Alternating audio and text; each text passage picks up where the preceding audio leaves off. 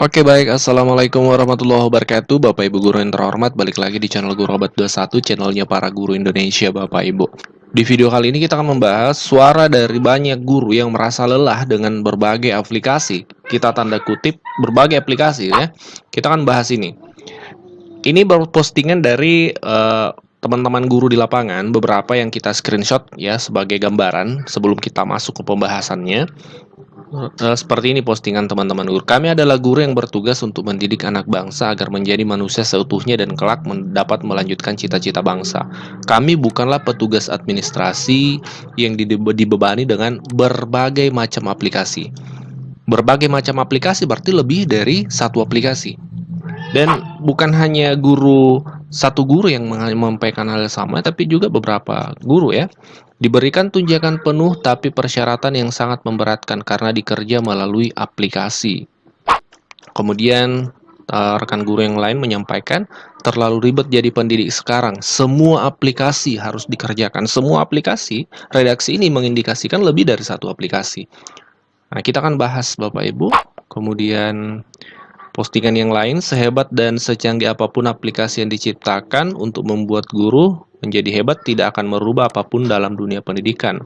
Karena tugas guru adalah mendidik dan mengajar, bukan menjadi pelanggan aplikasi.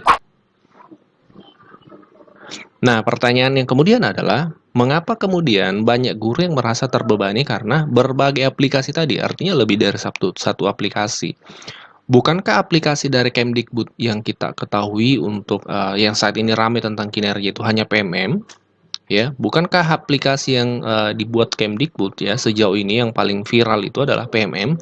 Kenapa kemudian di daerah dikatakan oleh teman-teman guru berbagai aplikasi dengan kata semua aplikasi? Nah, ternyata kami cari dari berbagai sumber, kami menemukan salah satu sumber media yang menjelaskan yang bisa menjadi referensi kita Bapak Ibu. Salah satu media, pikiran rakyat.com, ini media nasional juga.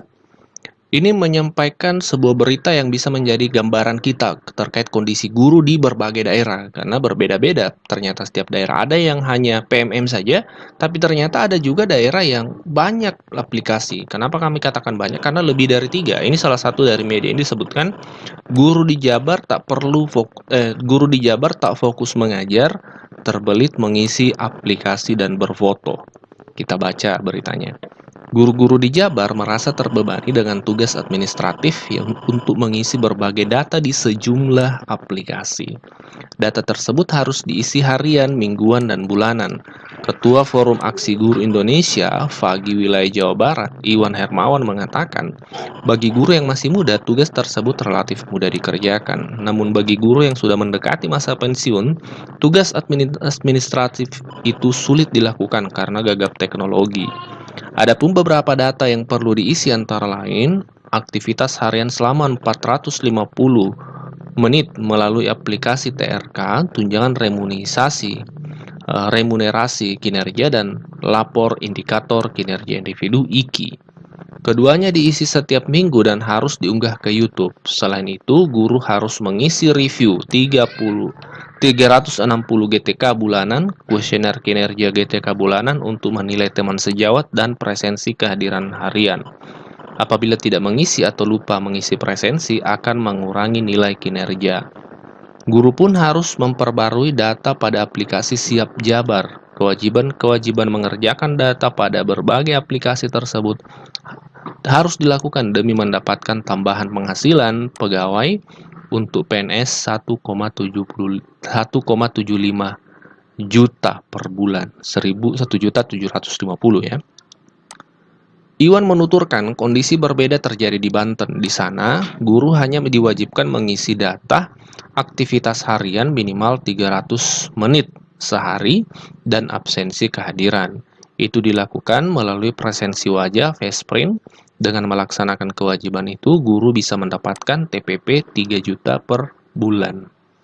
Nah, kondisi di Jawa Barat ini yang dipotret ya oleh pikiranrakyat.com ini menjadi gambaran untuk kita, guru-guru di Indonesia. Ternyata di berbagai daerah itu berbeda-beda. Ada yang hanya PMM saja, ada daerah yang dimana guru di daerah tersebut itu mengerjakan bukan hanya PMM tapi berbagai aplikasi lain yang disediakan oleh pemerintah daerah. Nah, inilah yang kemudian menurut kami sepertinya yang memang menjadi keluhan yang membuat lelah para guru di daerah seperti itu. Nah, jadi seperti ini fakta di lapangan di beberapa daerah ya, karena tidak semua daerah sepertinya. Aplikasi yang dihadapi guru adalah ada yang dari Pemda aplikasinya, ada juga aplikasi PMM Kemdikbud. Nah, sehingga guru harus menghadapi tuntutan beberapa aplikasi waktu yang bersamaan. Nah, terkait hal ini, terkait polemik aplikasi di lapangan ya, Kementerian Pendidikan itu mengeluarkan surat pertanggal 2 Februari. Ada 2 poin yang kita fokuskan dari edaran ini Bapak Ibu. Yang pertama, Kemdikbud menyatakan bahwa khusus aplikasi PMM seperti fitur pelatihan mandiri, refleksi kompetensi, bukti karya, dan komunitas itu tidak bersifat wajib Bapak Ibu. Jadi, Bapak Ibu tidak diwajibkan untuk mengikuti pelatihan mandiri di PMM, refleksi kompetensi. Ini harusnya menjadi memang kesadaran masing-masing individu untuk meningkatkan kompetensi melalui pelatihan-pelatihan. Tapi tidak mesti juga melalui pelatihan mandiri di PMM. Bisa jadi Bapak Ibu ikut di pelatihan di MGMP-nya kah, atau di KKG-nya, atau di mana, sehingga sempit waktunya ketika harus mengikuti pelatihan mandiri. Platform ini disediakan sebagai alat bantu untuk pengembangan kompetensi dan tidak bersifat wajib. Jadi, yang wajib di PMM yang harus digunakan oleh guru ASN itu adalah fitur pengelolaan kinerja. Jadi ini harus dipahami, PMM ini ada beberapa kamar di dalamnya. Ada kamar pelatihan mandiri, ada kamar refleksi kompetensi, ada kamar bukti karya, ada kamar pengelolaan kinerja. Yang wajib itu untuk ASN adalah kamar pengelolaan kinerja. Yang lainnya ini tidak wajib, sifatnya sunnah saja. Dan untuk non-ASN itu tidak diharuskan, seperti itu. Dan terkait kinerja di PMM ini perlu kita pahami sama-sama.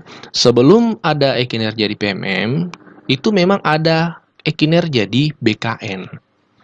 Jadi kinerja ini bukan sesuatu yang baru, perdana di PMM, karena sebelumnya sudah ada di BKN, dan itu memang harus untuk semua ASN, bukan hanya guru, seperti itu. Nah, khusus guru disediakan yang dianggap lebih mudah melalui PMM, seperti itu. Nah, ini ya terkait PMM. Nah, bagaimana dengan aplikasi di daerah? Kemdikbud memberikan pencerahan juga nih. Nah, di poin D disebutkan, mengenai penggunaan aplikasi pemerintah daerah untuk mengelola kinerja ASN, pemerintah daerah yang memiliki aplikasi tersendiri sebagaimana yang kita bahas tadi, di luar fitur pengelolaan kinerja di PMM dan aplikasi kinerja BKN ya, untuk mengelola kinerja ASN agar tidak lagi mengharuskan guru dan kepala sekolah untuk mengisi aplikasi pengelolaan kinerja daerah. Jadi Kemdikbud dalam hal ini menghimbau agar tidak lagi mengharuskan guru dan kepala sekolah untuk mengisi aplikasi pengelolaan kinerja daerah. Jadi fokusnya guru ke PMM saja, kinerja PMM saja.